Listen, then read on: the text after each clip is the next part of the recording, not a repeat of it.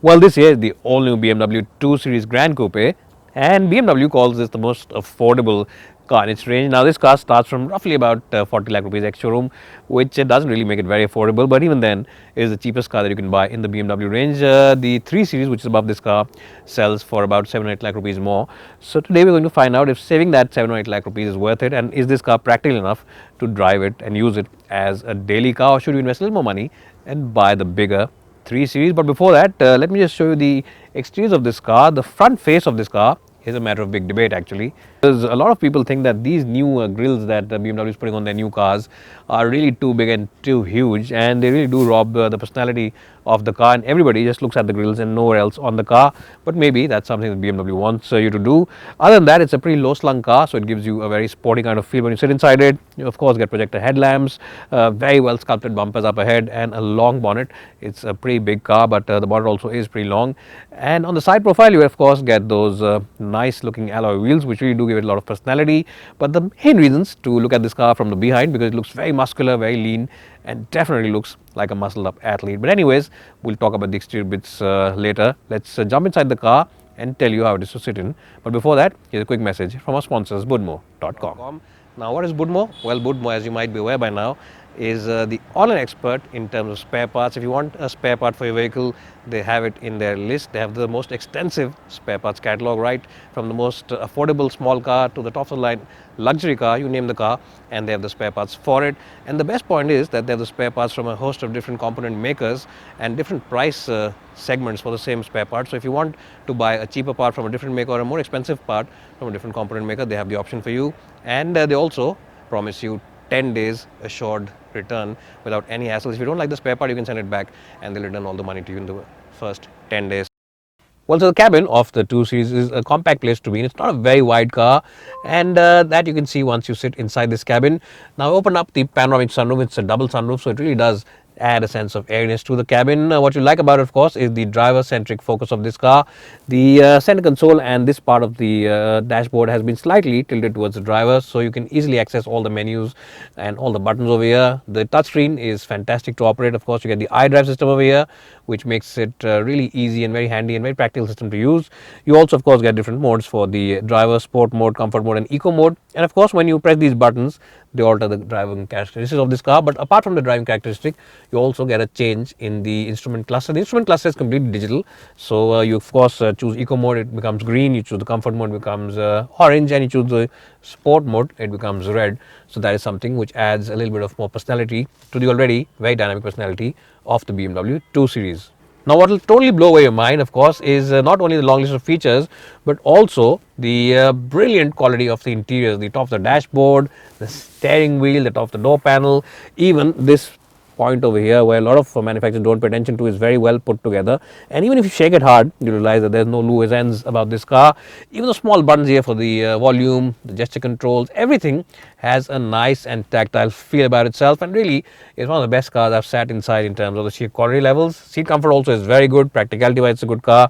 Couple of beverage holders right over here, big bottle holders in the door bins, and a large enough box over here where you can keep a lot of stuff. So overall, what I'm trying to say is that a front end of the 2 Series deserves a double thumbs up from my side, and truly BMW has done a great job with the front end of the cabin. So let's jump in the back seat and see how good that really is.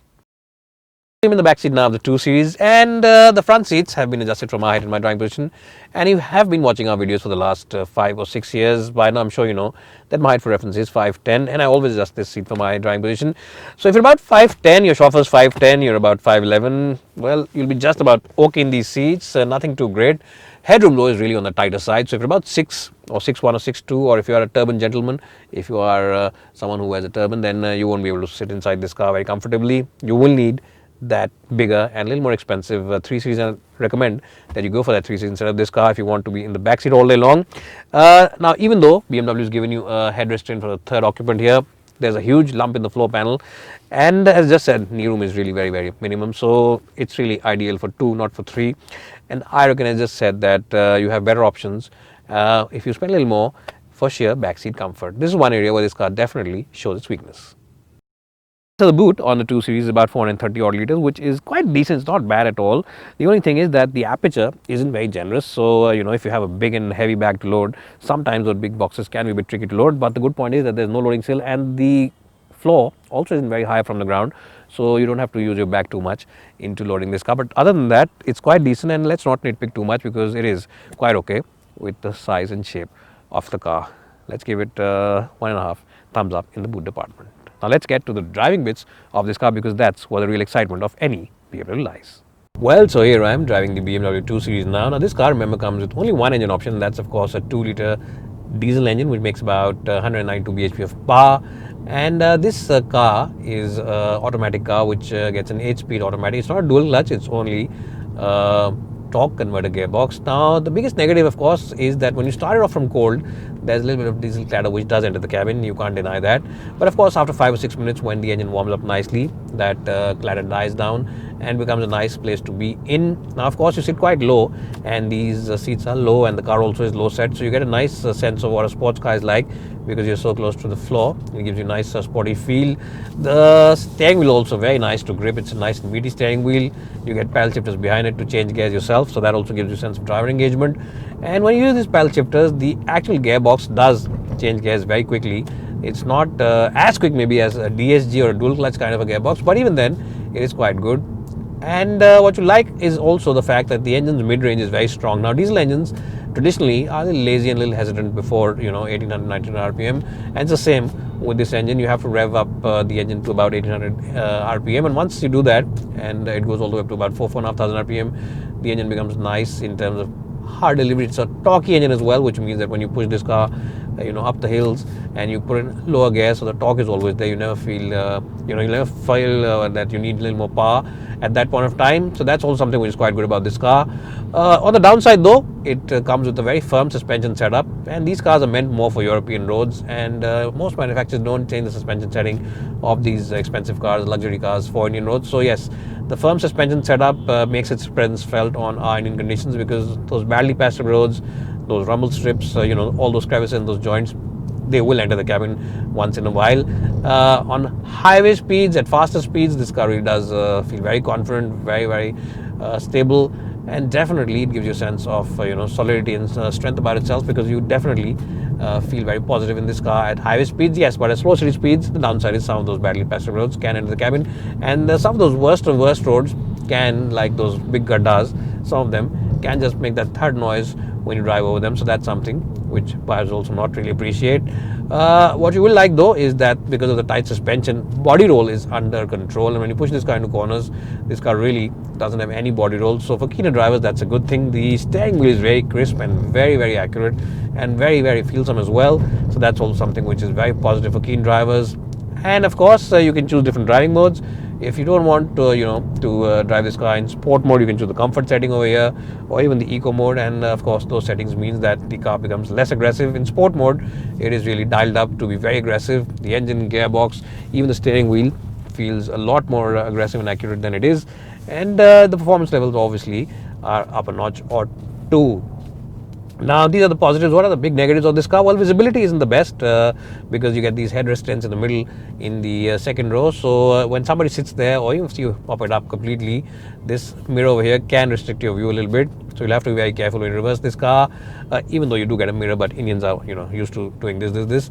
The side view mirrors though are decent in terms of the way you can look around them, and of course it's a car which definitely is low slung, so you just have to be careful on those badly made speed breakers as well. So you just have to go over them a little carefully sometimes, otherwise you might just scrape the underbelly of this car. So these are two big negatives which I thought I should tell you about. Other than that, it's a very nice car to drive. It's enjoyable to drive, and as I said, once the engine warms up, it's also quite refined inside the cabin. Overall, in the driving department alone, I'll give it a strong score of 92 out of 100. If you consider yourself a keen driver, you want a car which offers you a quick responding gearbox, a nice and punchy diesel engine, and of course for faster speeds you want a stable ride as well, then a few other cars can match the stability and the mid-range punch of this BMW 2 Series. 92 out of 100 in the driving department.